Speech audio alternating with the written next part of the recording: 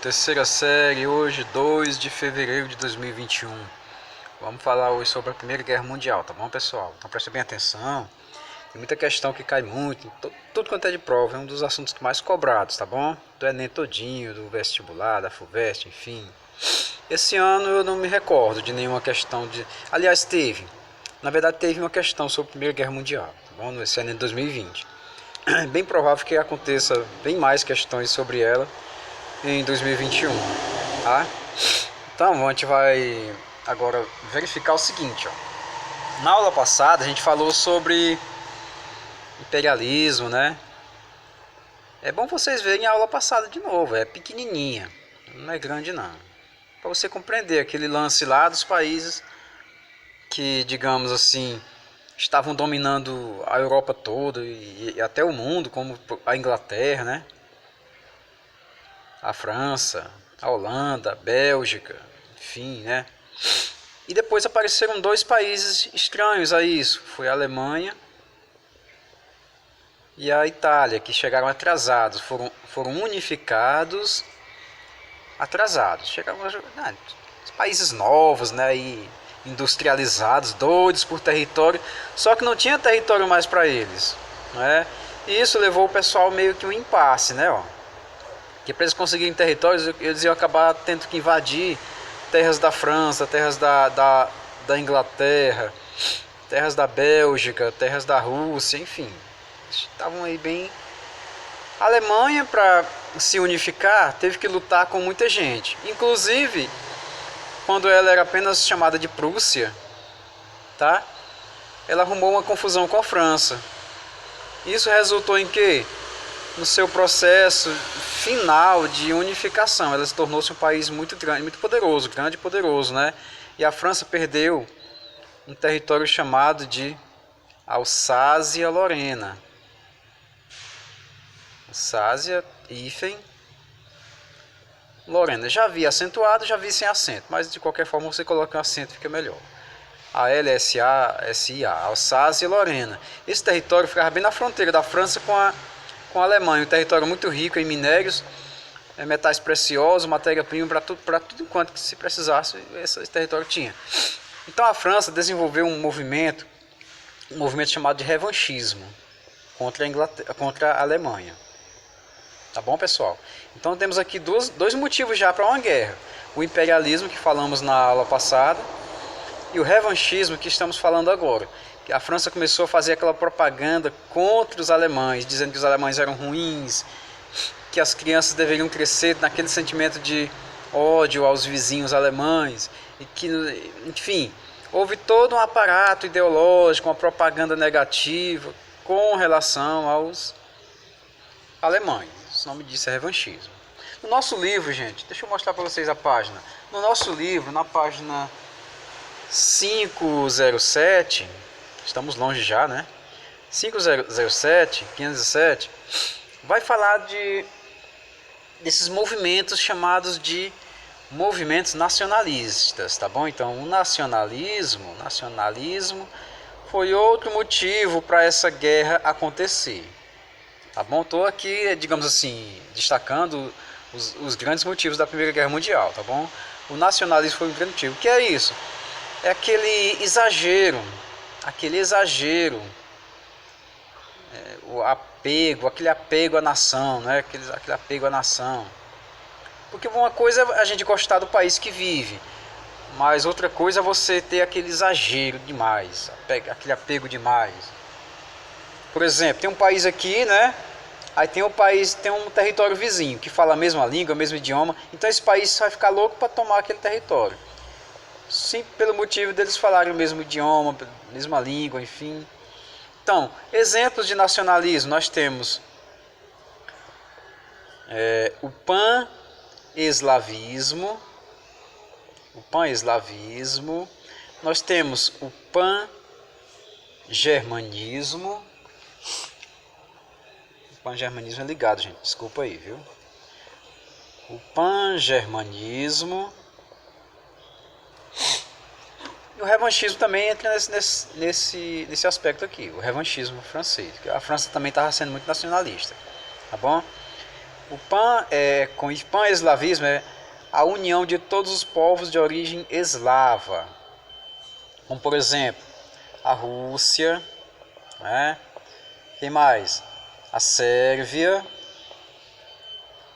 a Bósnia, todos são da mesma origem étnica, como os latinos, somos latinos, né? Os latinos, como por exemplo os portugueses, os espanhóis, os romenos, todos eles são de origem latina, tá bom? Então tinha também os de origem eslava. Pan quer dizer todos juntos, viu gente? Todos juntos.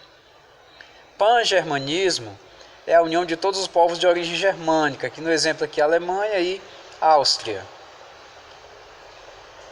Alemanha e Áustria, que antigamente não tinha esse nome. A Áustria era chamada de Império Austro-Húngaro.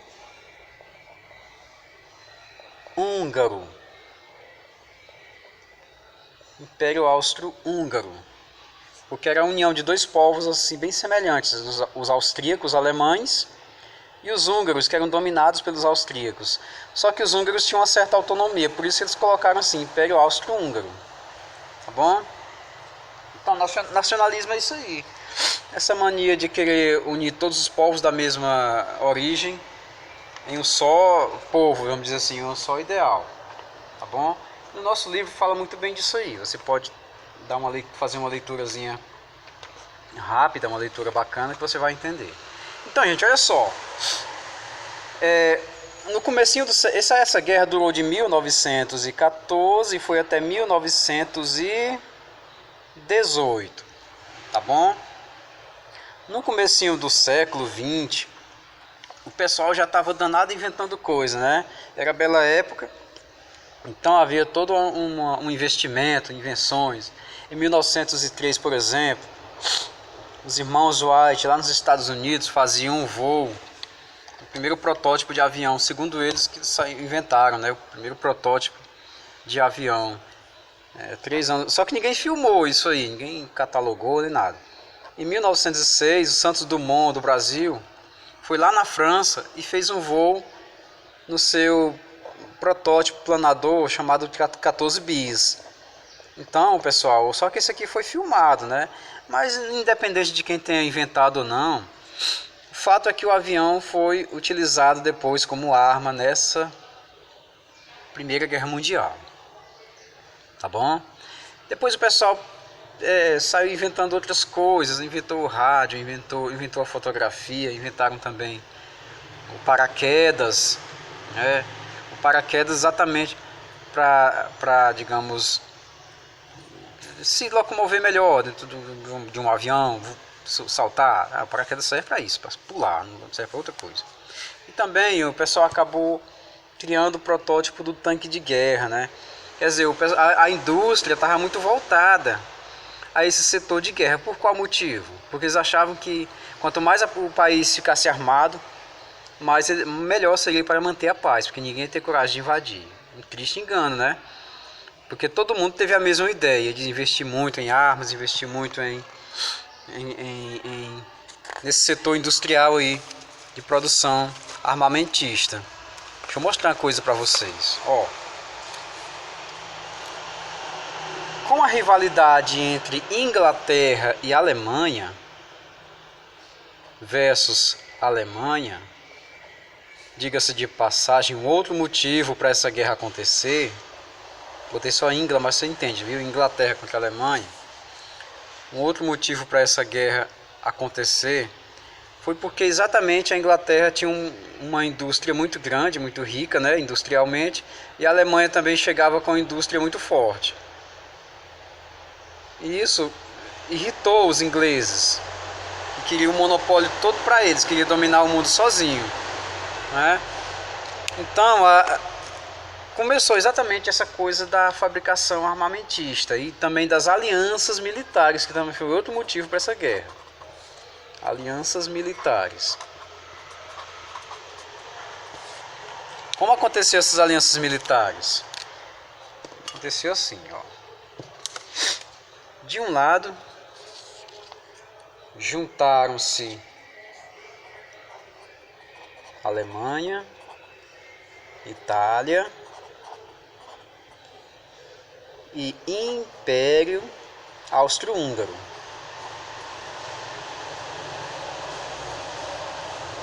Austro-Húngaro. O nome dessa união se chamou de Santa Aliança. Santa Aliança. Era uma aliança militar. Se um fosse atacado, os outros entrariam na confusão, tá bom, gente? É assim que funcionavam as alianças militares. A Inglaterra, sabendo disso, acabou também fazendo também a sua própria aliança. Uniram-se Inglaterra juntamente com a França e juntamente com a Rússia, também carinhosamente apelidada de Império Russo. Para você ver, a palavra império era muito utilizada naquele tempo. Depois dessa guerra, a palavra império foi proibida e os países passaram a se chamar somente Áustria, Hungria, Rússia. Até o Japão era chamado de Império Japonês. Tá? Mas depois da guerra acabou esse negócio de império. Aqui esses impérios. Então olha só. Esses países aqui se uniram na chamada Tríplice Entente.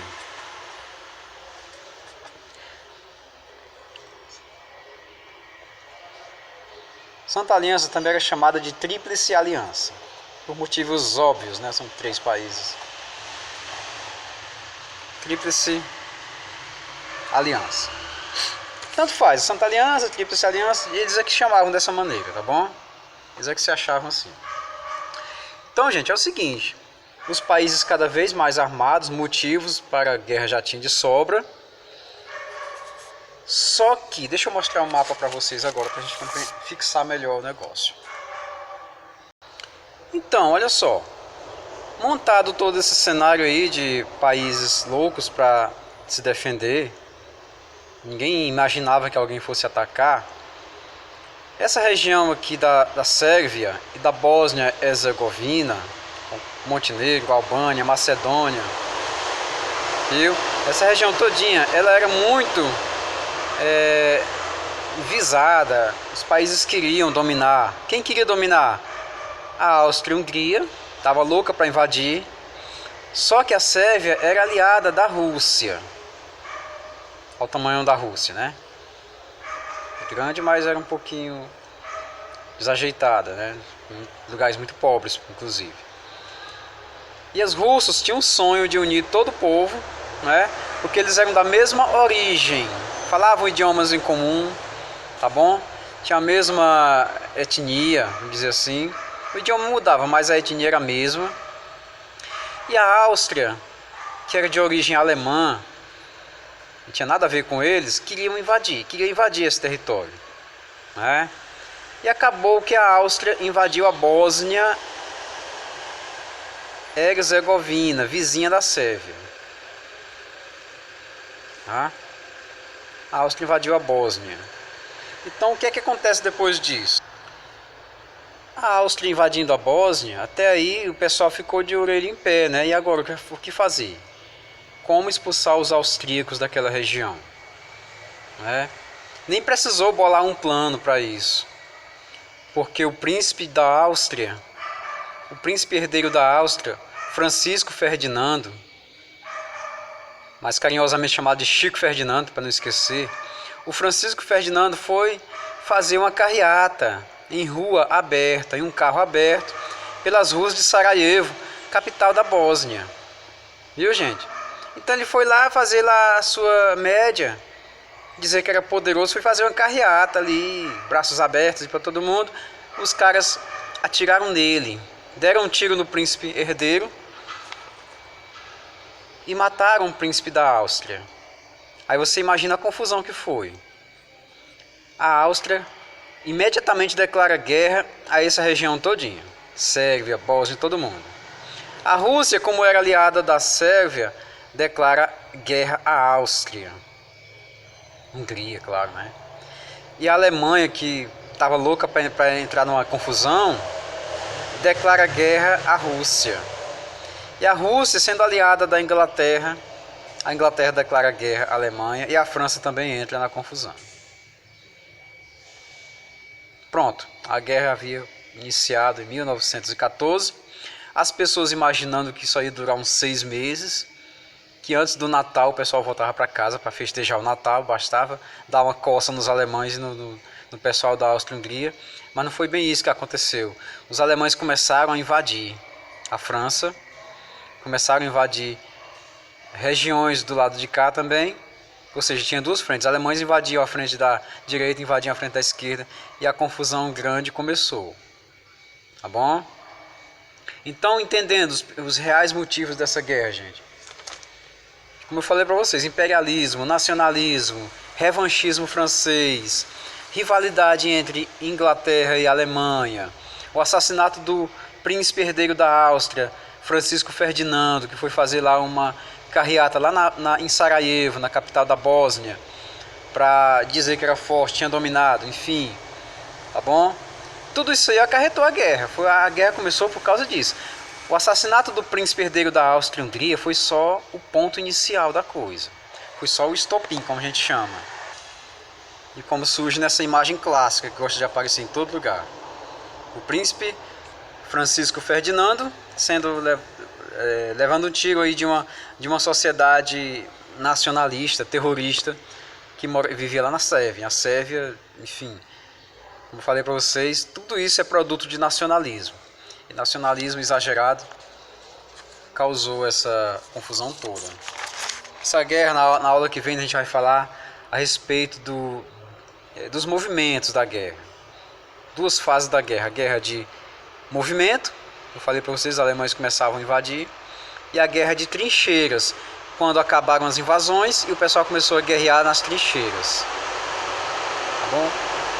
Aí foi que entrou o tanque de guerra para acabar com essas trincheiras. E os alemães acabaram inventando o submarino para tentar bloquear os ingleses. Tá bom?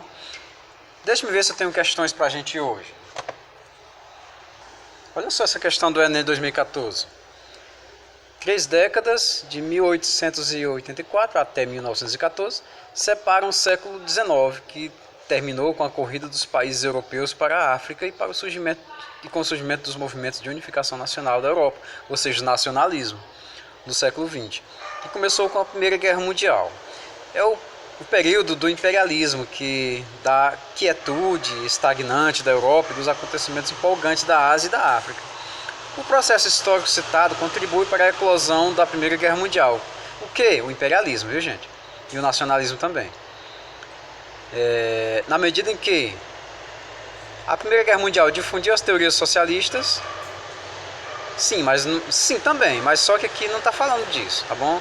Acirrou disputas territoriais, sim, é o que o imperialismo faz, tá bom? Você tem sempre que estar ligado no textinho. Essa aqui está certa por quê?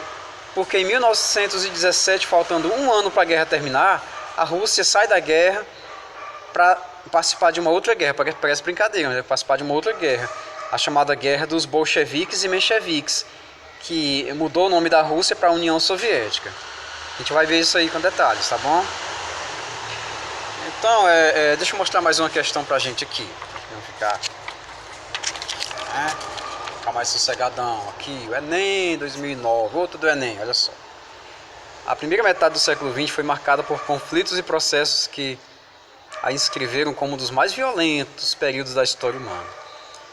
Entre os principais fatores que estiveram na origem dos conflitos ocorridos durante a primeira metade do século XX estão o quê? A crise do colonialismo, a ascensão do nacionalismo e do totalitarismo?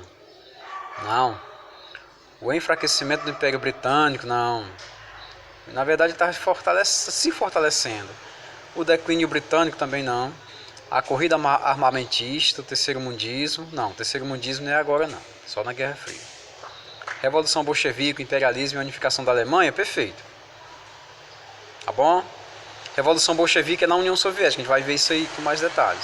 Imperialismo sim e unificação da Alemanha. Tudo isso aí está falando da primeira metade do século XX. Primeira metade. Guerra Mundial, Guerra Fria de segunda metade em diante. Tá bom?